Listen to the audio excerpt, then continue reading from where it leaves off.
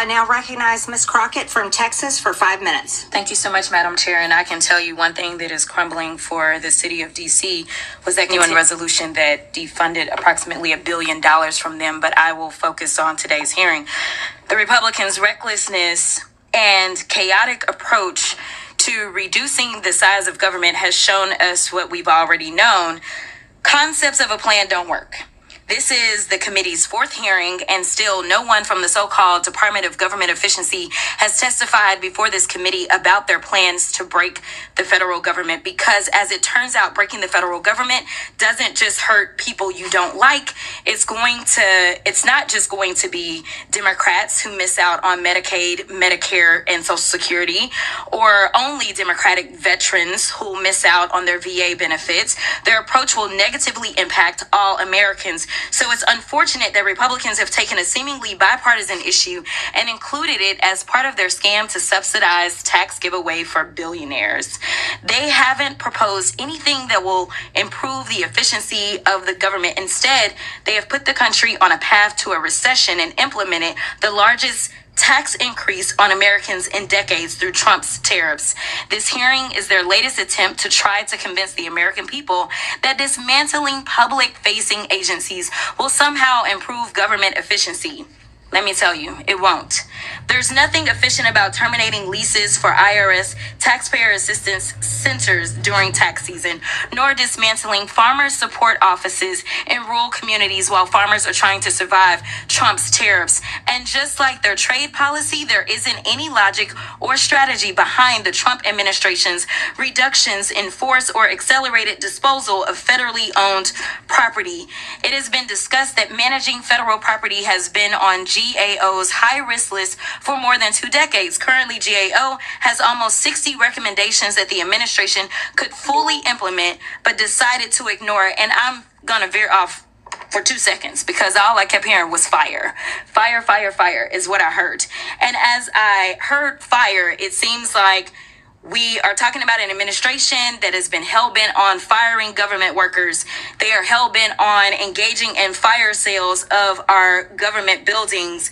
And while we are at it, they are lighting the Social Security on fire, Medicaid on fire, Medicare on fire, 401ks on fire, Department of Education on fire. And instead, what we need to light on fire are Trump's tariffs. In fact, we could probably go a little bit further and fire this incompetent administration. But if we are going to talk about efficiency and worry about some solar paneled whatevers, let's talk about the fact that as of March 30th, Trump's golfing has cost us approximately $26 million. And the last time I checked, we're not getting anything in return for that. So I will get back on my remarks, but I just wanted to point out that maybe we need to talk about the president and his golfing habits. In fact, he decided that he was going to golf as the markets were tanking. He decided he was going to golf instead of receiving 4 heroes who died serving this country. He has decided that he wanted to play games while the rest of us are really trying to make sure that we can serve the American people.